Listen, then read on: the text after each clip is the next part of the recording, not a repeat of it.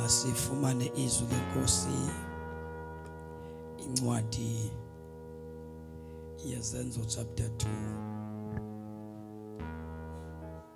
2 verse number 38. Incwadi kaYohane chapter 1 verse number 12.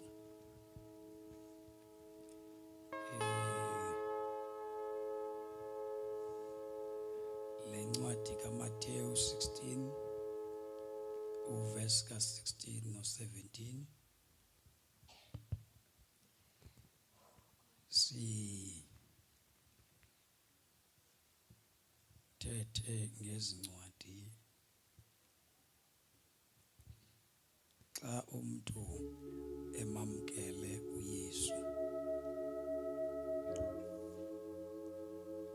uthi akugqiba abhaptizwe ngamanzi nangumoya oyingcwele. Ukuba umuntu akabhaptizwanga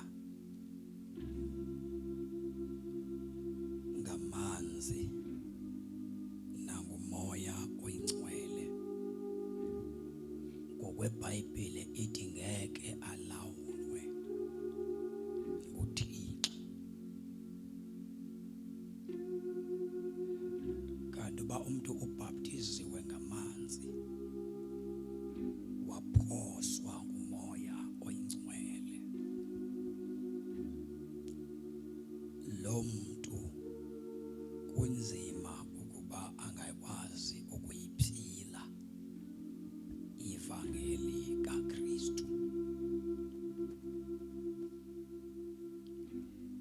Omabili la mabhaptizo adimanda inguquko. Sizamile kuyichaza inguquko kwaba bathanda sekuseni ukuba ukuguquka kukutshintshwa kwengqondo yomuntu, ngoba izinto ezininzi abantu abazenzayo ziphila kakhulu apha enhloko. Ukonakala kwenhloko yomuntu akuphinde kube kuhle. Kwake kwathi umuntu uqala impambano, umzimba usukuphilile, ingxaki kodwa isibila. Once konakale apha naba kuyaphilwa apha, kumonakalo omkhulu kakhulu. Uyalishika lakhe akhulula ambeze, angahlambi, abe mdaka, angaqama enhloko. Once kuphilwe apha, nobuphile esesithubeni, uba uphaphameze khangela into yokumfihla, ebaleka ezama ukusifihla kuba apha kuye kwalunga. Iyo lento ezike simangala uba xa umuntu esindisiwe kule mihla yethu ukudibane nabazavanga bengakamanga benhloko, hlangana nabaprofeti bedlakadlaka enhloko, isimboli yokungcola. Ngoba xa usindiswa noba ungazithandi uyazithanda, noba ungakuthanda ukuhlamba uyakuthanda ukuhlamba. Once usindiswe nje ungenwa ngumoya oclean othanda ubunithi. Now uma umuntu ke ezokwamukela, ezobhaptizwa, noba uzobhaptizwa ngamanzi, kudimanda inguquko. Uyakwazi ke ukubhaptizwa ungekho right. Siyabeva abantu benqina athi umuntu abhaptizwa ndingenzi kakuhle, futhi kuyangeneka emanzini ungekho right. Kodwa ngeke ukwazi ukungena kweli kaYesu ubhaptizo. OlukaYohane uyangena, kodwa olukaYesu awungeni xa ungaguqukanga. Siyeva bonke abantu abaphila kakubi ivangeli ngabantu abaya emanzini abanye baphoswa ngumoya oyingcwele. Ngoba xa ungena moya oyingcwele, i-character, isimilo sikaYesu ngeke sibekho kuwe.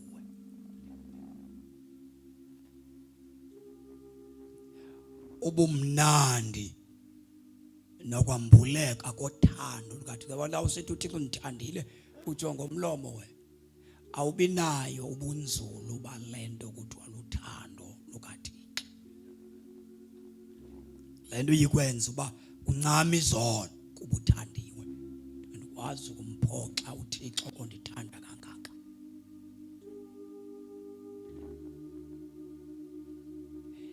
Yenza into yokuba xa ufumene uthando lukaThixo latolikwa ngumoya oyingcwele, imoto yakho ingabi naxabiso ukweqitha uYesu ongaphakathi kuwe. Le nto yenza uba ivangeli namhlanje wonke umuntu osebenza ecaweni ufuna ukukhokelwa. Wonke umuntu owenza into uyakhokhelwa just because abantu abalwazi uthando lukaThixo.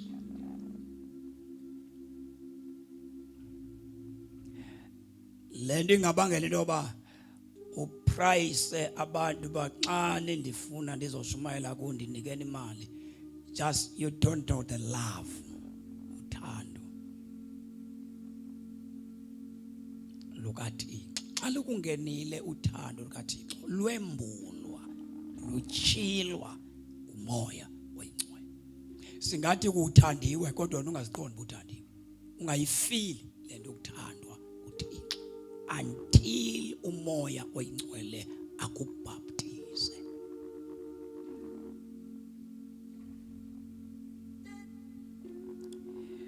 Kawufunde ke sawuthandaza. Chapter number 2 wezenzo.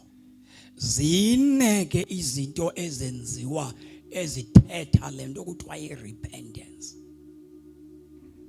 Tsingiselo yenguquko. 1 kukutshintshwa kwengqondo yomuntu. 2 kukuguquka ezonweni zakho. Ushiye izono usingele izono. Ubheke ngakuThixo. Ushiye izono uziyeke izono. Ungayi emanzini usazama ukuziyeka, uziyeke izono. Xa uguquka inguquko ikwenza uyeke. Awucingi. Uyabona abanye abantu sinento kuthiwa TikTok apha kuyabukelwa. Most yabantu abadlala 102 abasibukeleyo nabamamele lento siyithetha. Abanye abantu baye bathi xa bethetha bathi inzima lento ngeke ndikwazi uyenza le. Ngeke ukwazi ukuyenza ungekaguquki. But xa sowuguqukile ilula lento uyenza. Abanye abantu badiscuss ngoba lento ethi xa umuntu esindisiwe samkela uJesu waguquka uba wayilahle unkosikazi uyahamba ucela uxolo kumkakhe abuyisane nomkakhe abuyisane nabantwana bakhe. But abantu inzima lonto. It is very difficult. Inzima nami ndiyavuka. Ngeke ukwazi ukuyenza ungaguqukanga. Ngeke ukwazi uyenza. Ngeke ukwazi. Xa ungaguqukanga abantwana bakho badlula endleleni belamba usihle unwabe nalo umtsha umfazi. Kodwa xa uguqukile uba nesazela esithi noba ngazubuyela kum mandiyocela uxolo, mandilungise izinto, mandibe nobudlelwane nabantwana bam. But once inguquko ingabikho asivuki isazela emntwini. Ubuntu abubuyi. Ubuntu lento kuthiwa ubuntu abubikho. Ushumayela ungenabuntu. Uthandaza ungenabo ubuntu. Uthetha ngoThixo kodwa wena ungenabo ubuThixo. Ufunda ngoThixo ngoba nansi iBhayibheli iyakufundisa ngabani? But ngokufunda ngoThixo abungeni ubuThixo obufundayo apha kuwe kuba ubuThixo bungena ngomoya kaThixo emntwini.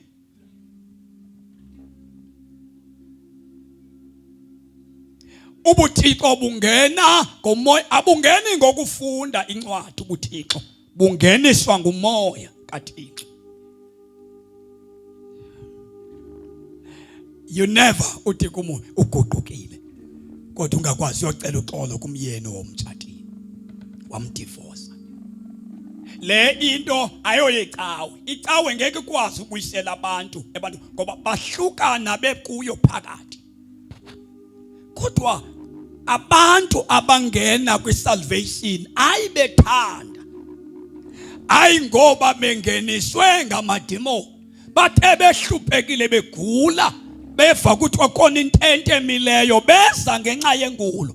Bathi befika phakathi bathandazelwe, bathi begqiba ukuthandazelwa bahlatywe, babone izono zabo baguquke. Then abo bantu esingabazalanga ngenxa babe behluphekile bezelwe ukubona izono zabo, bayakwazi ucela amaxolo ebantwini. So icawe yakhiwe ngabantu abebeze ngenxa yenhlala nokubethwa ngothikolozi. Lo cawe ayihambeli phambili because aba bantu abaze ngothikolozi bengaguqukanga, abamthola umoya ingcwele.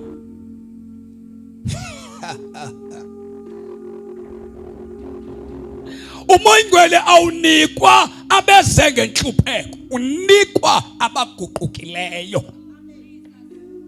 So if we preach sishumayela uYesu kuphela onika abantu izonka engabaxolela izono zabo, abantu abadle izonka bamthola umoya ingcwele, abantu abanikwa umoya ingcwele ngabazibonile izono zabo, bazishiya, bazisola ngenxa yezono zabo. Then abo bantu banikezwa umoya oyingcwele, not abezonka. Inkathaza kukushumayela izonka, ingashunyayelwa irepentance.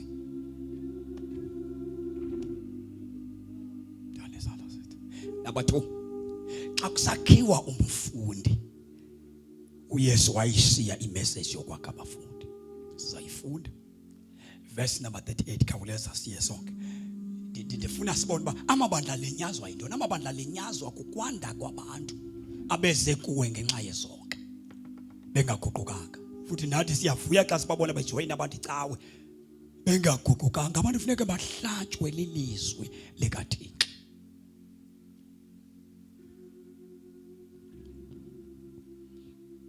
Zenzo chapter 2 verse 38.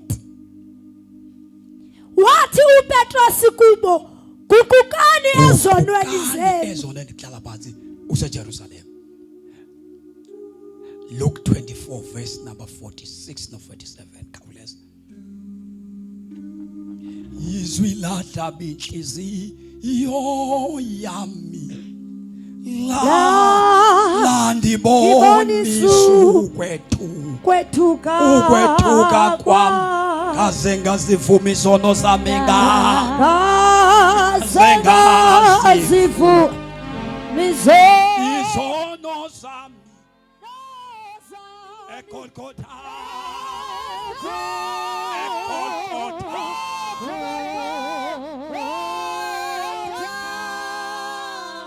Izwi bafune baguquke, abantu bakaThixo baguquke. Kule mihla yethu kukwanda kwabantu abagcwalisa icawe kodwa bengaphendukanga. Ukungaxoleli kuvela ekungaguqukeni kwabantu. Uyazishiya izono, wakugqiba ukushiya izono ube sowulungisa sole. Number 3, umuntu layiguqukile kufuneka aguqulwe naye gogo. Ungaguquki ushiya izono but wena ushiye kusengulamntu. Guqulwe nawe ube mntumbi, ungamiliso kweliphakade, uguqukile.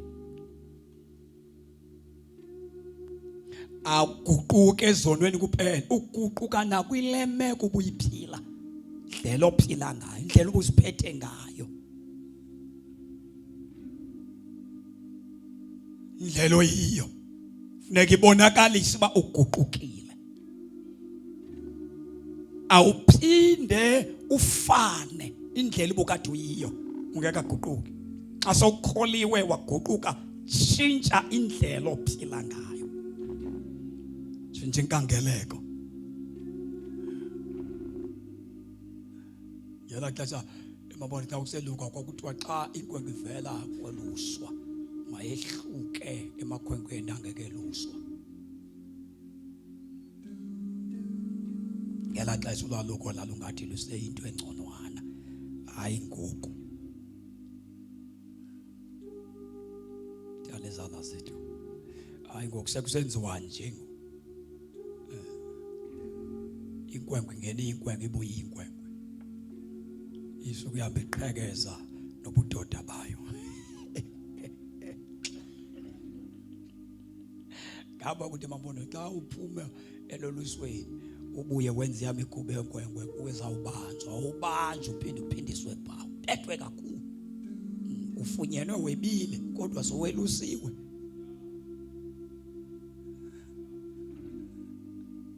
Mamelani siyathandaza.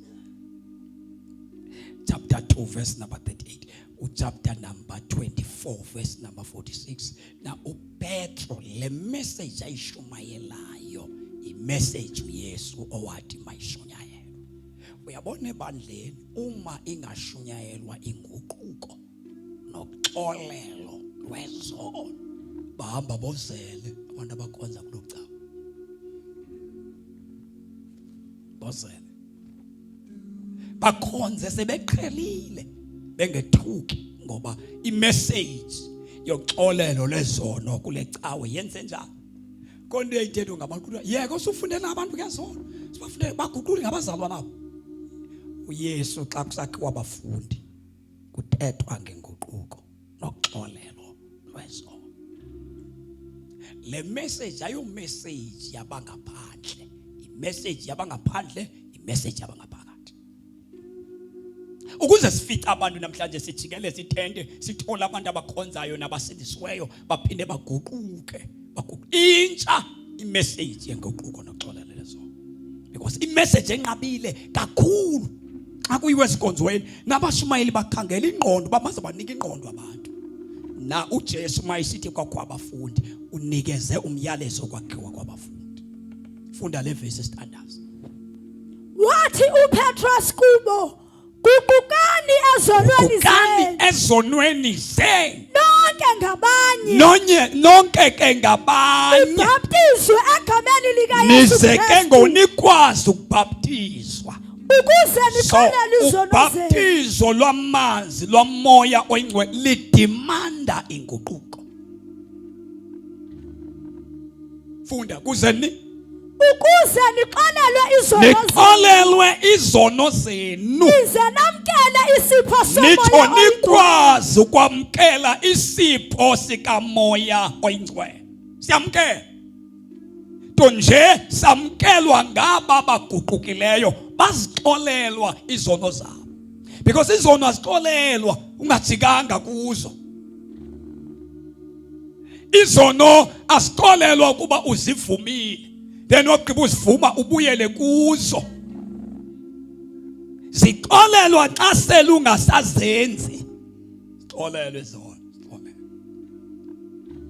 Kuze namkele isipho sikamoya oyingcwele. Sipho sikamoya oyingcwele siyamkelwa ngamakholwa. Chapter 24 verse number 46 no 47. Khawuleza Luke 15 verse number 17. Nayi khawuleza. Verse 46. Wathi kubo kubhalwe kwathiwa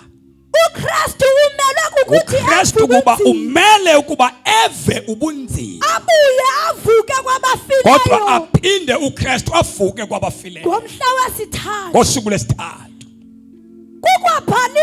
Nansi into ebhaliweyo zathi egameni lakhe zizawuthi indaba ezilungileyo egameni lakhe zivakaliswe kuzo zonke inhlanga. Indaba zenguquko noxolelo. Zesiphi izindaba efuneke zivuwe zinhlanga zonke zeze inguquko noxolelo. So once inguquko noxolelo zono lunqabe apho ukhonza khona isazela sakho siyafa.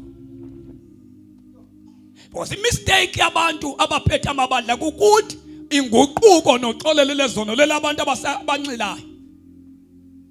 Inguquko ifuneka phakathi ngoba abantu bahamba babe ngamasela abantu. Bebe apho baphangela khona. Bahamba abantu bajwayele ukukhonza. So funeke kumane kushunyayelwa irepentance. Ukuze umoya oyingcwele abekho phakathi kwabantu. Uma inguquko ingashunyayelwa, abantu bahambe bakhonze bakuqhele ukusindiswa. Athi ngexesha ngasindiswa ngathi ndisindisiwe kuba ilanguage yalapha. Language yalapha. Apha kaloku wathi wasisindisiwe. Ube phofu akokwanto ethi kusindisiwe. Kwakho awukwazi ukuthandaza. Bona amakholwa ehambe fofozela la kumprofeti ufikile. Phathana amakhandlela, bahambe balana amakhandlela amasindiswa. Angabhaptizwanga ngamandla kaMoya Oyingcwele. Sa umoya oyingcwele ubhaptiza abaguqukayo. Chapter 1 John chapter 1 verse number 12. Number 2, umoya oyingcwele unikwa abazinikele kuYesu ngokupheleleyo.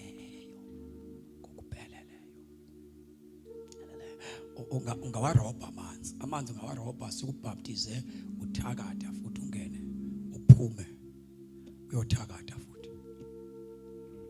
Kodwa umoya oyingcwele, umoya oyingcwele. Yabona abanye abantu bathetha ngelimi ezintsha, abanye abantu bazifundile. Abanye abantu bayaprofeta kodwa ngokwaprofetayo wehlulwa icharacter yakhe. Nanzi into endifuna uyibambe ngomoya oyingcwele. Into oyenziswa ngumoya isimilo asikwehluli.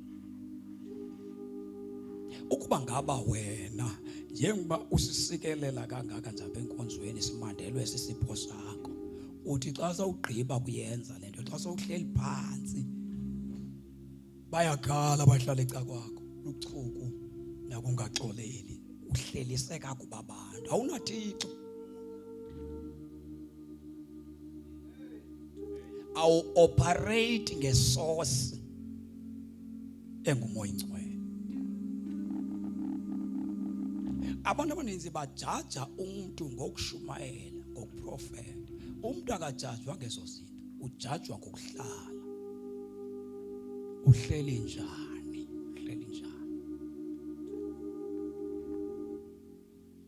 Ukufuna ukwazi umuntu iya kwindawo aphila kuyo.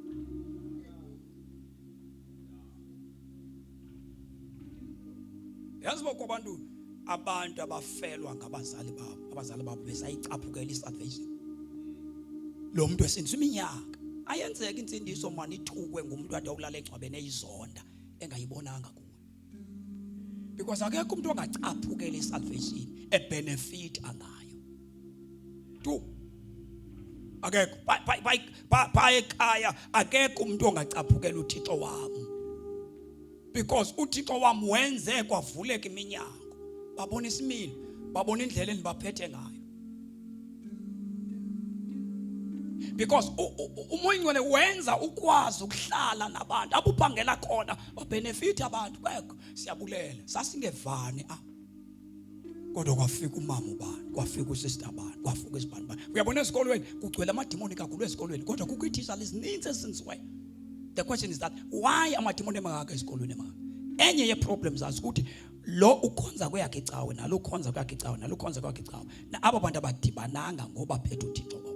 Na uThixo akekho ke phakathi kwabantu abangevaniyo.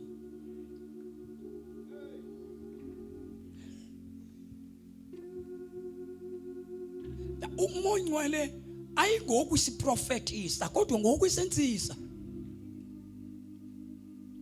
Losiphilisa character similo sika Yesu.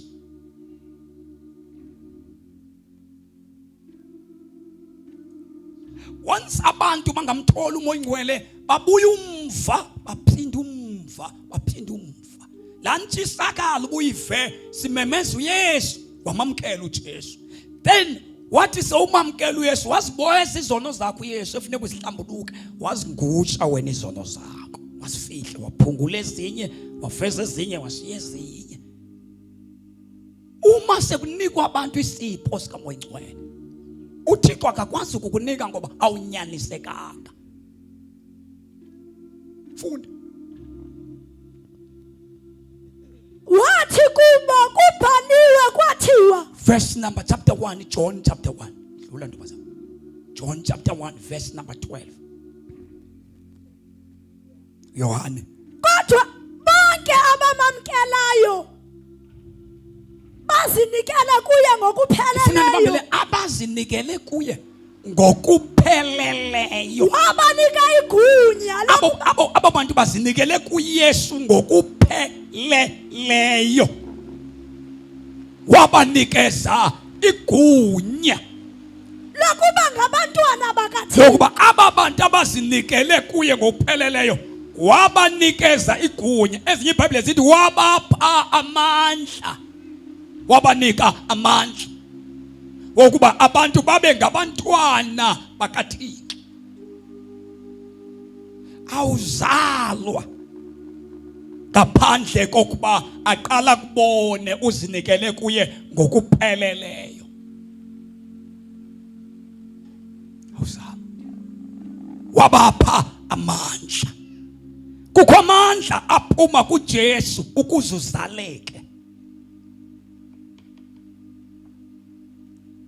Yesikhathi usadlala ungade uzinikele ngokupheleleyo akakhutshwa amandla. Abanye abantu asibaboni ngoku, sibabona sebefika emtshatweni. Thixo waphoswa sisipho sikaMoya Oyingcwele. Waphoswa sisipho sikaMoya Oyingcwele. Akanayo i-character. Ngumshumayeli, nguchorus leader, ngumthandazi, kodwa akanayo character. Akaphoswa zi-fasting, akaphoswa zi-whole night prayer, kodwa akana character. Lo muntu manjalo phambi koThixo kodwa akade ayifumane i-character. Kutheni? Inguquko ithintela uMoya Oyingcwele. Awungaguqukanga ubonisa nje thina uba ndiyaguquka, kanti inhliziyo yakho ayijikanga.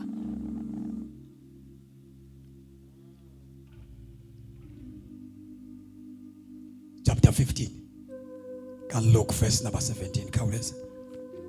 Verse 17. Ke kaloku yakubuyela ezingqondweni yathi kanene bangakanani na abaqeshwa bakaBawo. Yathi bangakanani abaqeshwa bakaBawo Abahlutha sisonke. yakubuyela ezingqondweni wazibona awunoguquka izono zakho zingasemva. Funeke zonke izinto ezimbo zenzileyo sibe phambi kwakho xa uzaguquka. Yonke into yakho ibe phambi kwakho, uzibone izono zakho, ubone ububi obenze kuThixo, umone kangakanani uThixo. Le nto izawuba lula kuwe uhamba ucela amaxolo ebantwini, kukwazi izono ubunazo zime phambi kwakho wakuxolela uThixo kwezinto zimbo zenzileyo. Kuzawuba lula kuba uzawujonga izinto oxolelwe kuzo. Bendingubani mna uba ndingabamba abantu?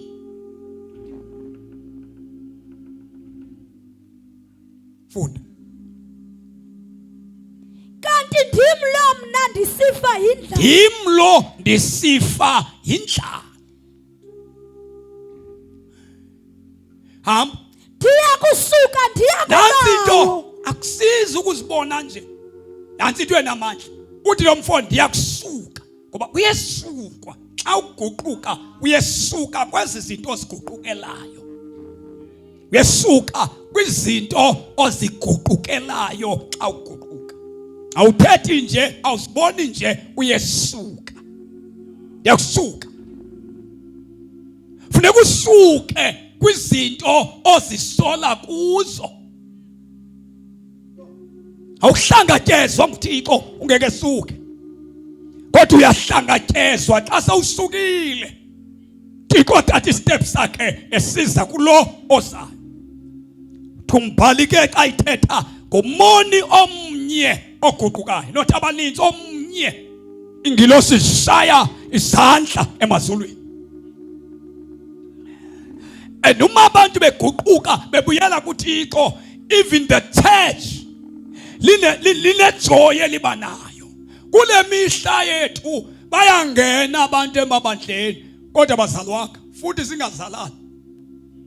Kungabikho connection ngondikhonza nawe sidibananga because asizalwanga, sizalwa kunye. Khangela uba ungwakwaJola nami ndifuna ukuhlala nawe nguJola, sivane ngobuJola. UngwakwaNyawuza sivane ngobuNyawuza. Singafaniswa kukuzalwa ngumoya. Funeka uyawuhlela ukhangela izihlobo zakho kule xa ukuyo, uzothandwa, uzoconnectana nezihlobo ngegazi, hayi ngomoya. Yona nto naxa umuntu esiwa izono zidliwe ecaweni singefa uba kwabantu abadla izono because akaphumanga emzimbeni. Akho nto sehlukenena, zange sadityaniswa naye. Because uzibandla, amalungu ebandla efane athandane ngokwenyaniso funeka azalwe ngumoya. Namhlanje urecognizewa ngenxa yemali ozanayo. Not ngokuzalwa. Ibandla lijabulela uba lungenayo ungumphangeli, lufikayo ngokarhulumente, alivuyiswa kungena kwe-souls phakathi kwabo. Because once umoya ingcwele angabikho, izinto zikamoya iba zizinto nje. But once the Holy Spirit baptized abantu ababaptize, izinto zikamoya ziyaxabiseka kwiinto zenyama. Because aba bantu abakhonza apha bazelwe.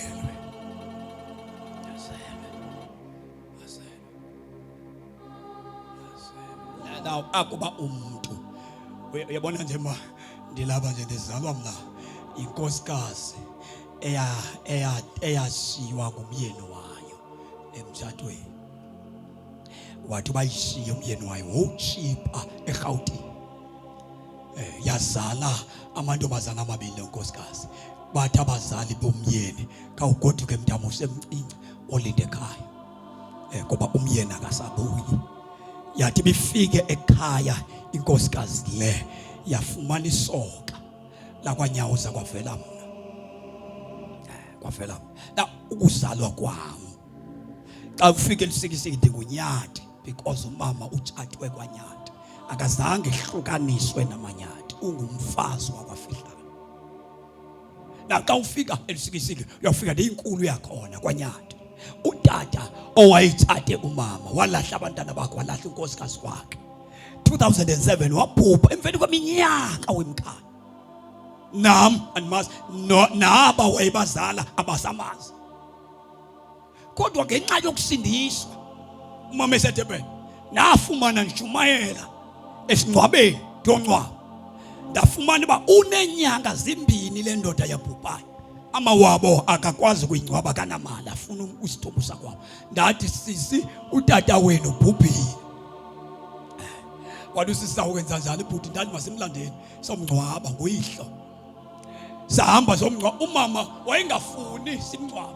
Ndathi mama ndisindisiwe, sikhonza uThixo, aba bantwana bazalwa yile ndoda noba yakulahla wena.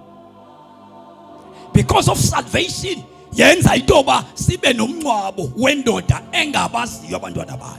Because once you usindiswe, sitho siwine la family yakho wa ngenxa yokusindiswa. Awukwazi mani ukuthi uzosindisiwe ufane nabantu abangakholwayo, ukhohlakale njengabantu abangakholwayo, ube negrudge njengabantu abangakholwayo, ube nenzonda njengomuntu ongekatholi Jesu. Ubuthixo abungeni ngencwadi lesiyifundayo, bungeniswa ngumoya emntwini. So abantu abaninzi esibakhonzayo baphoswe ngumoya ingcwele, bafike bafunda inkonzo, uma bethi sibulisa umoya ingcwele babulisa into abangamaziyo. Because kwayithembe ezintsha ezini zenzayo zithembe ezifikayo. Thina sikhonze ibandla kubuliswa abantu, umoya ingcwele engabuliswa. Intona izimbo siyazanda ngoba abantu ba famous, once abantu babe famous bazawuthi sibulisa umoya ingcwele. Yes, I believe into ekhona. There is nothing wrong but ukubulisa umuntu kuba uthathe into kube ngaphambili owayenza yena ichile ke liba makathethe kohlo then wena wayifuna nalento ubulisa ngayo awumazi kwa umoya lo. Because every time into esiyenzayo thina sikopa izinto ezithethwa zi-leaders zethu zona ezithetha lento zine experience yalento then nathi sibe sesithi sibulisa nomoya ingcwele phakathi kwethu but ungenayo experience yakhe.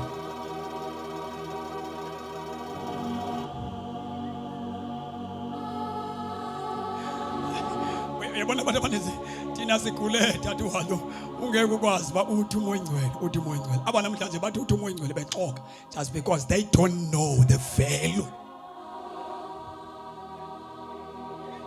Thina sikhule ungeke ukwazi ukuthi uzihambela ngendlela uthi ubulisana nomuntu uvela uthonge elwimi. Sikhule thina elwimi singeyonto okudlalwa ngayo because we know the value that the Holy Spirit is God. Na izinto ezivela kumoya ingcwele xa umazi umoya ingcwele ngeke uhlekise ngazo ngeke uhlale ngazo. Namhlanje abantu badlala ngelwimi just because abazazi ilwimi. They don't know the Holy Spirit.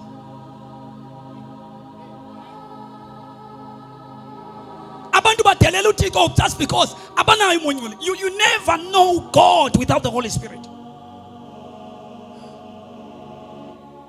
Ngeke uzazi into zikamoya ingcwele into zikaThixo ngeke ukwazi usihlonipha into zikamoya ingcwele ngeke ukwazi ukuzoyika ngaphandle komoya ingcwele. uThixo sozumoyike uThixo sozumoyike singakufundisa bayoyika uThixo sozumoyike uThixo until the Holy Spirit reveal God. Abantu bakhetha ukoyika abantu kunokoyika uThixo just because emamandleni kufundisa ukoyikwa kwabantu akufundisa ukoyikwa kwaThixo. We promote thina uba koyikwa abantu kunokoyikwa uThixo.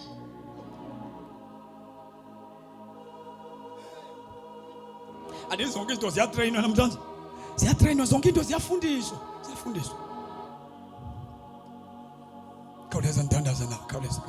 Ndiyakusuka ndiye kubawo ndithi kuyabawo awufikelwa ngumoya ingcwele kuba ubone izona until usuke kuzo zo. Awufike tu umoya ingcwele akafiki kuwe usesezoneni. Athi umuntu evele endodeni athi umoya ingcwele wathi ndisenkwekweni wathi umoya ingcwele wathi uthi usenkwekweni wathi umoya ingcwele wathi bathandeka.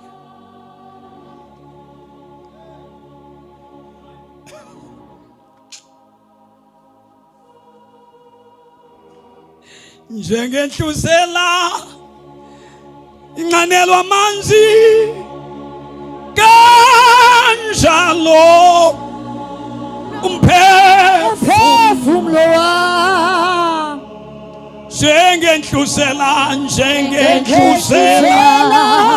iyalangazelela amanzi kanjalo umphefumulo wami uyalangazelela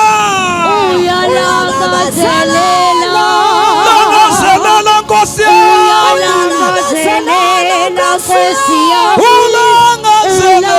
ulangazelela wena kakhulu. After ubuyile kuba khona indlala. Yabona abantu ka sasifika thina abantu abafiki enkonzweni besanda kusindiswa basidala besindisiwe ufike wehluke kubo uzibone ungafani naba udala bekhona. Ufike standards zabo abantu besiphaya bekutsala bathi bethandaza bathandaza into evakala kamnandi wena ukhawuleza uphelele. Lonto ikwenze uthi Nkosi ndifuna lento yenza abantu bathandaza umthandazo omandi ngolihlobo. Abantu namhlanje bacula kakhulu abanamthandazo. Abantu namhlanje bathetha kakhulu umthandazo abanawo kunzima.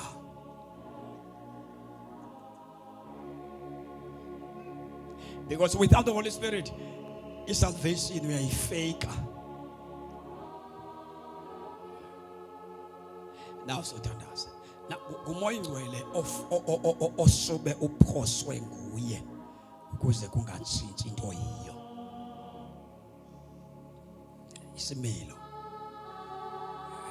Yabona namhlanje kwabantu abakhonza emabandleni abazanga abawento ze-Facebook bayathuka bayathini zange bamthola uJesu.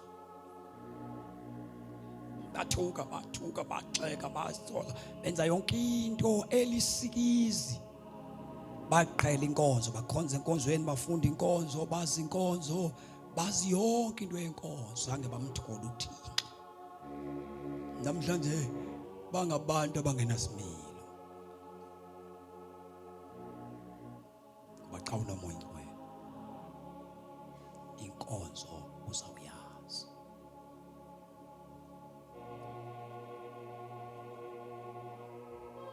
Understand us.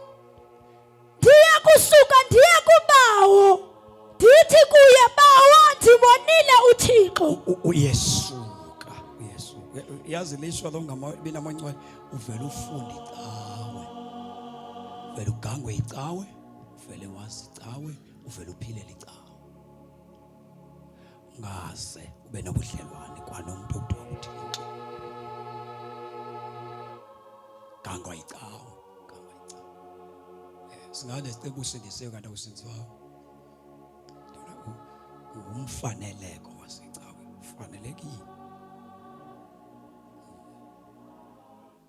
Ufanelekile. Ngokuyintombazana nendoda, umuntu owenza izinto ezimbi kodwa ufanelekile, ugangwe icawe, waphoswa kuKristu.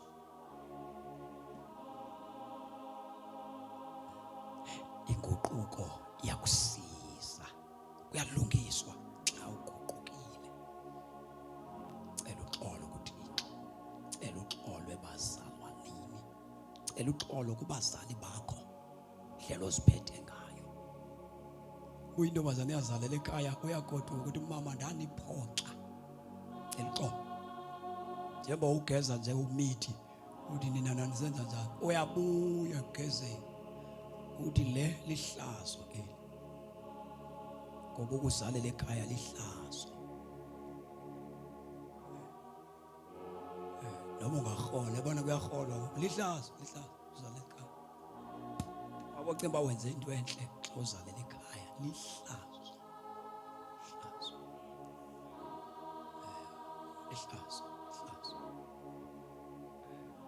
Nasithathe sabantu banamhlanje siyabuza bawunamntana asibheke age ngoba bazala bena 13, 14, 15, 16 uthena 18 babili kanti lo muntu usajonga ukuyokwenda.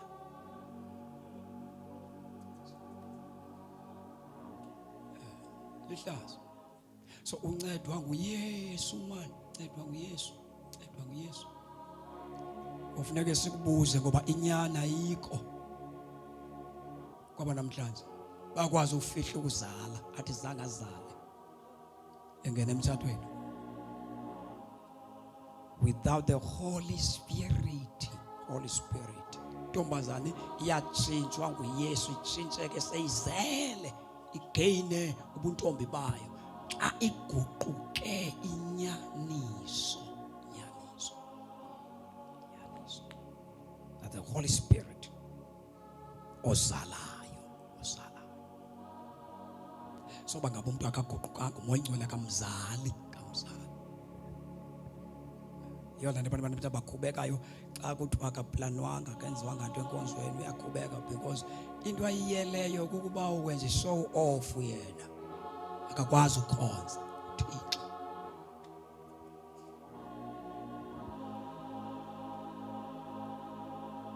Nayi repentance iyanceda. Funda le verse standards. Ndithi kuye bawo ndimonile uThixo nawe ndikonile. Ndiyavuma ndimonile uyasuka.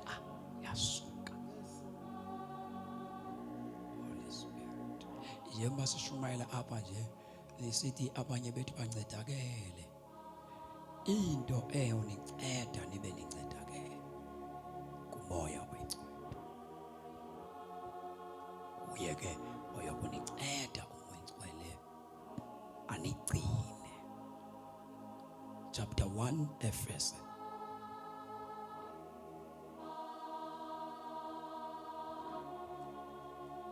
liyanganelisa lona ke Lisa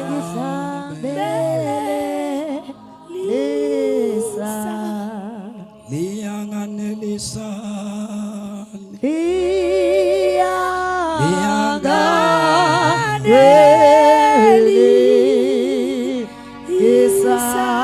lingihlabelelisa lona liyanganelisa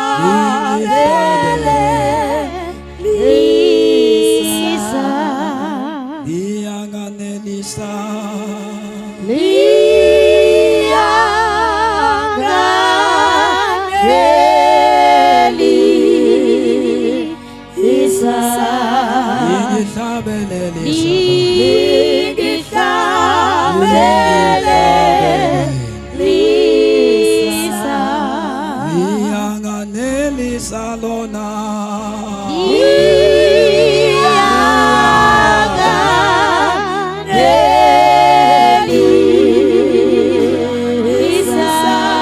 lingihlabelelisa lona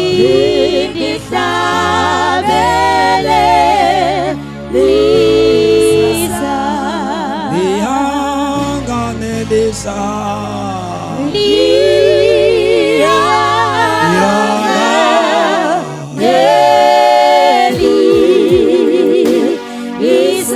lingihlabelelisa igama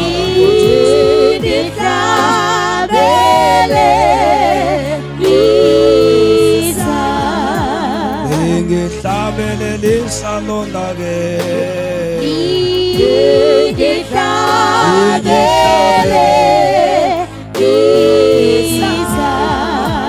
lingihlabelelisa lona ke lona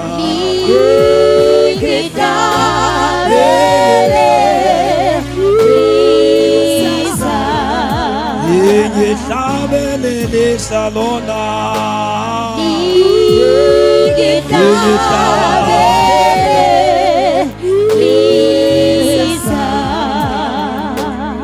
umoya oyingcwele ukwenza ivangeli lingakoyisi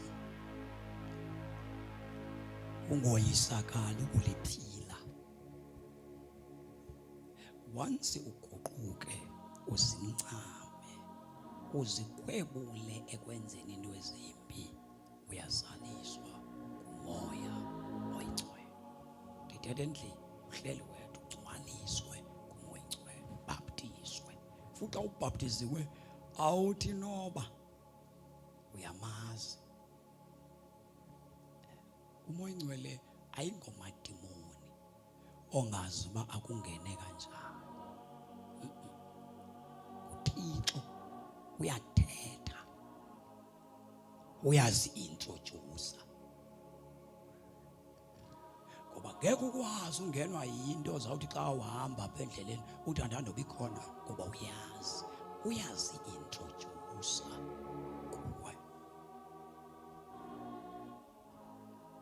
mayifikile ukwenza ube bold benesibindi ukwazi uma ngoYesu ungqine ngoYesu ukwazi ukuhlala kowenu kuphila kuthiwe komama abenza amasiko kuthiwe suzikhupha ngenkani qhubeka usiya ngoba umyeni wakho akakhona ngokuya usiya ucindezelwa ngumoya oyingcwele uphila lempilo yakho engeyiyo uyayidla uThixo kuye kuvela impilo yobuKristu apha kuwe athi umyeni wakho mabani ziyeke into zasekhaya kuzawubakho mna pha wena yiye enkonzweni akunwele Ngoba ivangeli awuphumi ngenkani kowenu udelela abazali bakho kuba usithi usindisiwe. Lihamba nesimilo ivangeli likaKristu. Ayililwe likuthiwa wena vele usikhuphe uhlokothise udelela abazali bakho. Alinjalo, aliphambani nezwi. Izwi lithi bekuyihlo nonyoko enxila mbeke. Suthi ngexesha kuba uthandaza ufundekela abantu bakowenu thanda umthandazo wenza ngesimilo utrainwa ngumuntu esimnikiwe umoya oyingcwele. So xa ungena moya ingcwele eyakho ivangeli ithatha ixesha uba bayazi abantu bakuwo ngoba basabona laa mntu engenasimilo. Umoya ingcwele khuluma umoya ingcwele angikhulumi ngecawe khuluma umoya ecawe. Umoya wasecaweni nibahle ecaweni nibe ngcwele ecaweni just for 2 hours. But the Holy Spirit ukugcina 24 hours 7 days a week 365 a year. Ekugcine uholy usoyika uThixo nesazela esiphilayo. Awugadi awunqadi awuthi ukuze ube right usilungise ngecawe okanye kuba usecaweni uhlala right because umoya ingcwele wenza abantu abalindela uYesu. Nxa uYesu angabuya icawe ingekafiki usho into angakushiya wena ngoba ukhelesa ukuphila wena. Umoya ingcwele siphila ngayo ayingowe service. Uba hayi ke abantu bazoba nomoya enkonzweni ayingomoya ingcwele lo. You are not spiritual ngoba sawugijima sawuprofet. You are spiritual because uphila impilo engaphilwa ngabantu belilizwe.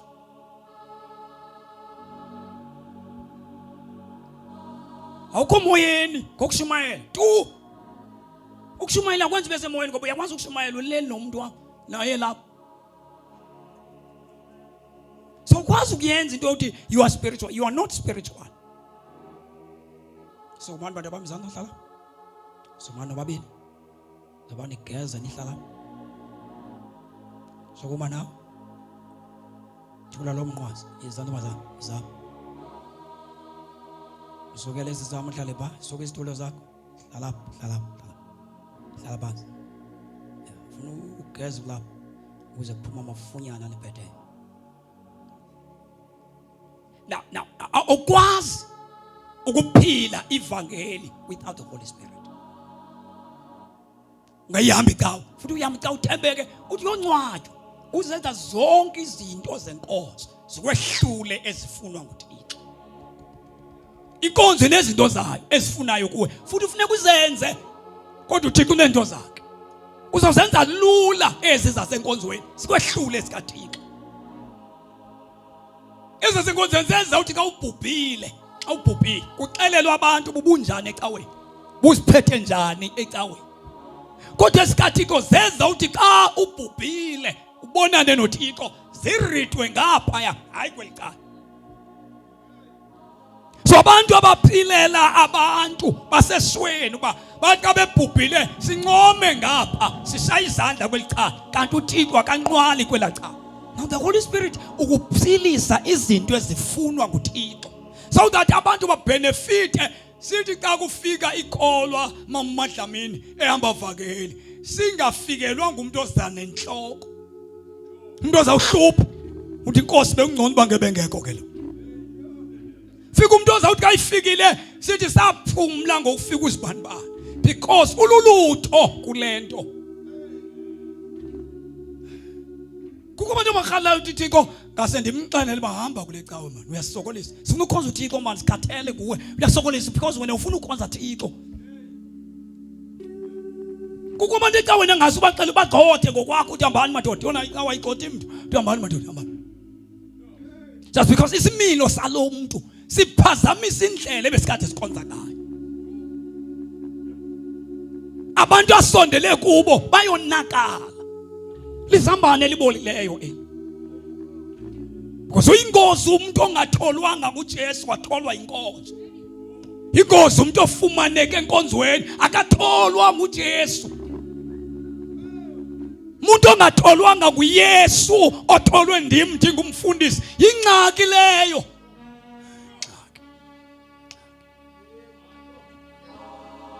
Na umoya ngcwele ke akabaniki abatholwe ndim. Ngebanye bashumayela nje kukho abantu bethu abatholwa sithi abathanda thina abangafikanga kuYesu. NoYesu wakhona abantu ababengafikanga enguqukweni kodwa bemfavor uYesu. Ungeke uthethe nelimdaka ngoYesu kodwa bengasinikelanga kuye. Kukho abantu abayithandayo bathi inyani iyathethwa apha kodwa bazinikelanga enyanini ethethwayo. Inyani yona bayincoma kodwa inyani ayibenzanga nto. Yenye into ukuyiva ndiyayiva inyani le kodwa yenye into ukuzinikela kule nyani ethethwayo wenze lento ethethwayo. Kodwa basayizandla bayishumayela inyani eshumayela inyani ayikunceda inyani oyivayo ungayenzi. Yabona ushumayela inyani shumayela inyani aliboyikale ko shumayela inyani ngamanga nyoba inyani eyo akekho umfundisi ofana nalo ushumayela inyani yasunyela inyani kule tente yasunyela inyani yasunyela inyani esunyayelwa ungekho kuyo ayiloncedo kuwe. Uthi inyani ukuzikunceda kufuneka uzinikele inyani. Then uzothola umoya ngcwele. Yabona abantu abathola inyaniso bayithole inyani bayithole asibaboni ngophakamisa ngezandla naba abantu abayi100 befundisiwe bephakamisa izandla bamkela nje kuthiwa kusetyenziwe kubonakala xa kusehla umoya ngcwele. Bathini kusetyenziwe apha naba benikwa isipho ngoba isithi abathi ninceda ke sibona ngokwehla kwesipho. Uba sehlanga isipho sinisa nje emanzini sihamba phasi sithi Nkosi sishumayele sevaka kodwa bekho abaye bazuzwa yilento ngoba simbonanga umoya ngcwele sehla baba. Asimbona umoya ngcwele asimbonanga sehla. Sibabonile bephakamisa izandla futhi sibevile bengqina bethi inyani besize nayo kodwa sikubonanga umoya ngcwele sehla. Ngeke sibone umoya ngcwele ebaptize abantu. Sisesithi kukhona abantu abancedakeleyo. Now siyathanda sishumayela lento ukuze wena ube nehanga yayo. Uba awubungekazinikeli ngokupheleleyo sizokuxelela namhlanje. Kukho abantu abazinikelayo basindiswa bathi bagqiba ukusindiswa balimale enkosini bawa baphuma. Ndifuna ke khawuleza sifunda verse number 14 verse number 13 wale ncwadi no14 khawuleza sithandaze. Verse 13 nani ke nimanywe noKristu nje nizivile indaba ezimnandi. Ve indaba ezimnandi ezichaza ngenyaniso yosindiso. Chaza ngenyaniso yosindiso. Nazamkela. Nazamkela. Ke ngoko uThixo waniphawula. Ngomoya oyingcwele owathenjiswayo. Ngcwele luphawu oku kwegusha yakho oyithengileyo. Then uyibethe imark. Eyamle. Awuzifuna igusha zakho ukhangela laphawu ulubethile. So noThixo kubantu abaguqukayo babeka uphawu. Ayocawe bekuphawu ayingomshumayelo bekuphawu uThixo obeka uphawu kwenguquko oyenzileyo. Verse 14 now wabeka umoya ngcwele uphawu. Abantu abaninzi abayazi inkonzo abakwazi ukukhonza ngoba inkonzo ikumoya oyingcwele. Inkonzo kumoya ngcwele. Inkonzo ikumoya oyingcwele. Emabandleni kukho into ekuthiwa yinkqubo yenkonzo. Inkqubo yenkonzo yenzelwa ukuba sikwazi ukuthi sihlangene siyilandele. Xa ifundiswa kuthiwa sikufundisela inkqubo. Xa ithe umoya ngcwele wafika sihamba ngale nkqubo yethu asimi phambi kwakho umoya. Ukumnikazi wenkonzo ushiyo zonke inkonzo zisho njalo umnikazi wenkonzo umoya onjani oyingcwele. moya oyingcwele. Then umoya oyingcwele xa efika kuwe ukufundisa inkonzo. Uyabona abantwana bathi bephuma inkonzweni, inkonzo ingena u10, andithi ingena inkonzo ingena 10, aphume ngo10 endlini yakhe. Just because without the Holy Spirit awumoyiki uThixo. Xa ubheke emsebenzini, umsebenzi ngena ngo8, uthi make sure u8 makabethe sowusemsebenzini. Kodwa xa uyokhonza uThixo ngendlela ongamazi ngayo uThixo, xa uya kwinto kaThixo, siya kuThixo wehlulwa ngo10 kodwa u8 umbaba. Andikanzi into simple. Umlungu wakho okanye le ndawo uphangela kuyo xa ungekabi namoya ingcwele ungaphezi koThixo, uThixo sozukwazi ukumhlonipha until umoya ingcwele afike. Uphuma uhamba ubulisa abantu kodwa uphume ngo10, ingena ngabani inkonzo yakho ngo10. Molweni makelwa uphuma ngo10, ingena ngabani ngo10, uhamba ubulisa nabantu uyofika enkonzweni 10:30 to 11. Kini ufuhlala esitulweni udinwe because uzawukhonza uThixo ongamaziyo.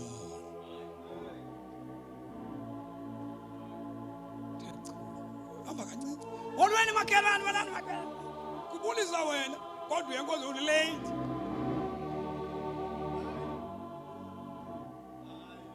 Uyamazi uThixo. Uyazi ngendlela uShemba abamoyika ngayo umuntu. Uyamazi abantu abakhonza izinto ezingeyizizo ezingengoThixo, indlela abazihlonipha ngazo izinto. Kodwa wena uthi ukhonza uThixo, uthi uyamazi uThixo, utsho wena uthi uyamazi. Uthi ndingcono kunaba bantu, ukhonza uThixo wenyani. Lungamoyi kunje.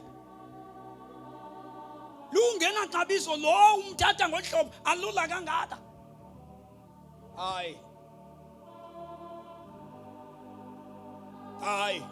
Wena uyixoka wena wazi uThixo. Uyacawa uyacawa. Uyawuthi qi imoto kamfundisi iqi imoto yamfundisi belethu bemkagijimayo. Because yena Thixo yile nkokeli yakhe. You never know God until the Holy Spirit baptizes you. Soze inkonzo ibe nexabiso kuwe until ubaptizwe ngomoya ingcwele. Soze indlu kaThixo ibe indlu kaThixo until umoya ingcwele akubhaptize.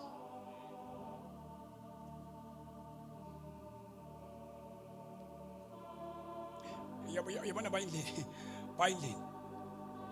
ecawe ngo4 kuyahlanjwa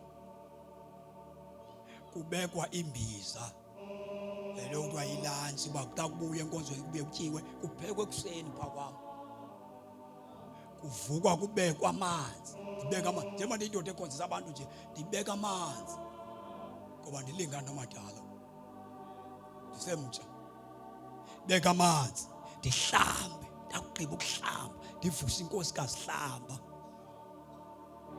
ndivusa abantwana bamasihlambeni inkonzo yangena ngo9 mina ngo7 ndisenkonzweni ndiya kwi-leadership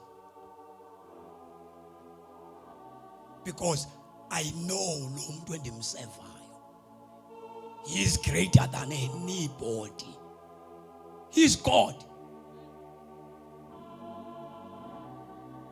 Ndiqhuba abantwana babo ndiphume nabo ndibekisa abantwana bami ngo8 iSunday school iyangena abantwana bami kufuneka bafike nge-8 enkonzweni beleqa abantwana bakaSunday school because uThixo until ubaptizwe ngumoya ingcwele uzomazi uba mkhulu kangakanani. Kungenjalo uzokucula usithi mkhulu uyaxoka okubukhulu uthetha ngabo uyacula wena awuyiminisi lento uyiculayo.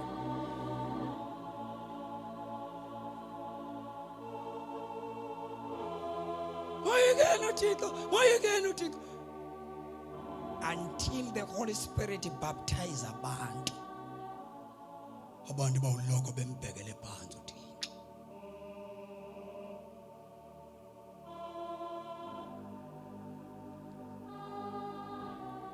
Na ngizawuthetha ngalento ke engakwenza uhlala umhlonipha uThixo.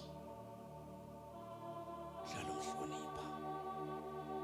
Yabona le izakwenza bakubuye lanto owayihlonitshwa uThixo. Madoda, singathethi ngumuntu ngole osibhaptizileyo kodwa iziqhamo zakhe zingekho, because ka ubhaptizwa ngumuntu ngcwele, umuntu ngcwele ukwazisa uThixo umtshini.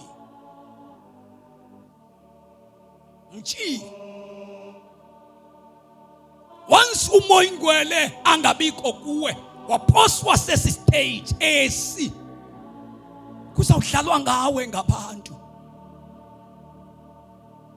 Sokudlalwa ngawe ngabantu. Futhi abantu bazakulahlekisa. Le stage sobhaptizo likamoya ngcwele sihle sivula amehlo. Khona ingoma esasicula kudala.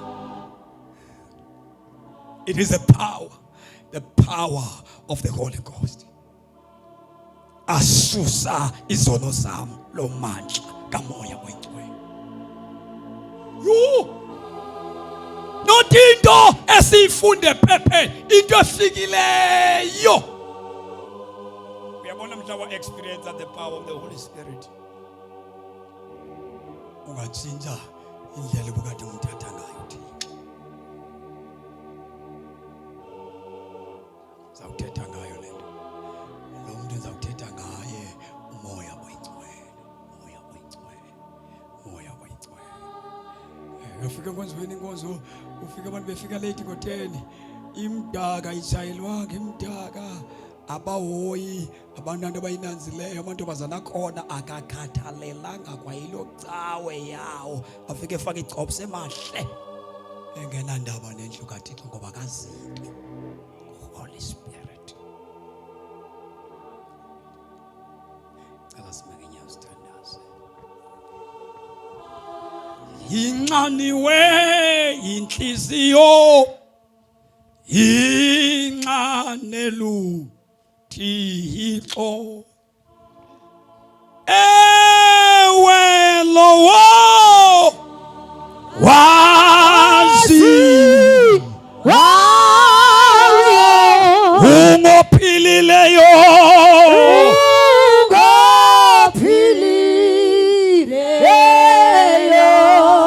sengathi abantu bangabuya babe nolangazelelo lokuthi Nkosi ndiyamfuna umoya wakho oyingcwele. Kodwa before ube nolangazelelo ukuthi Nkosi inhliziyo yami le ndiyakunika ngokupheleleyo.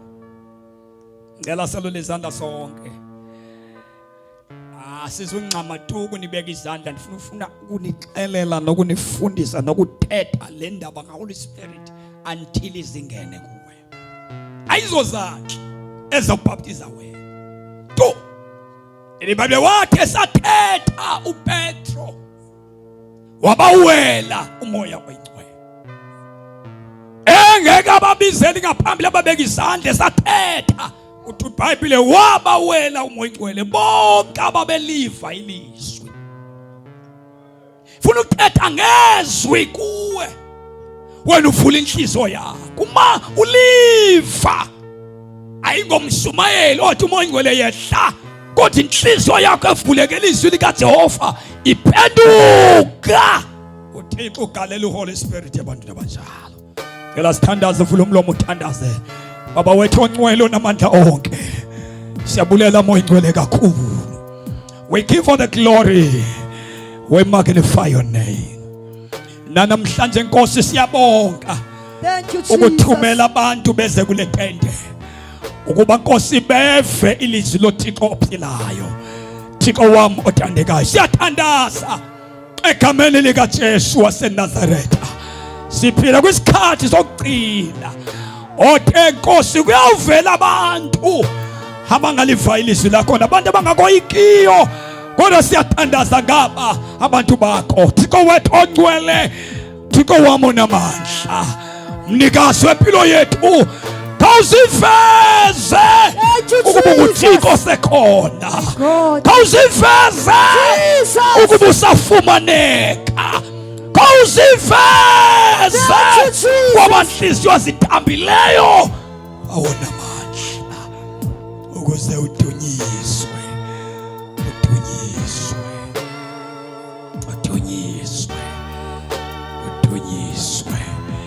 udunyiswe, uhlonitshwe. Khawuziveze Nkosi. Oh yes Lord, yes.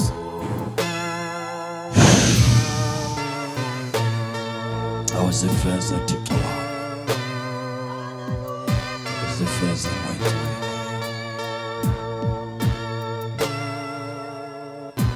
Sivala amehlo ethu phambi kweNkosi.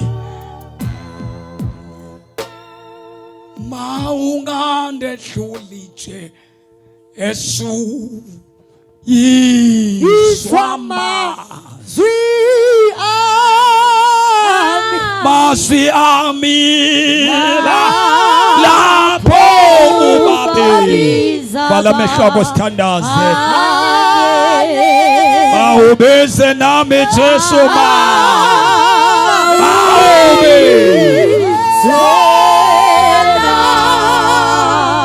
Maungandehluli Nkosi yami.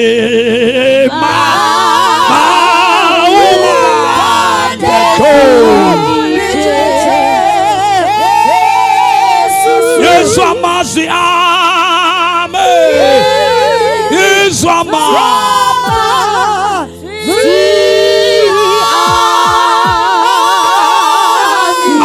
ami lapho ubabiza. Awubize nami Jesu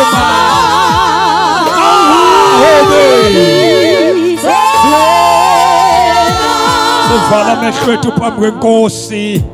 Sengicela ukuthandaza nomuntu okhona lapha etendeni nolivayo ilizwi njengoba lithetha nje, olapha etendeni wamamkela uJesu waze washayeka.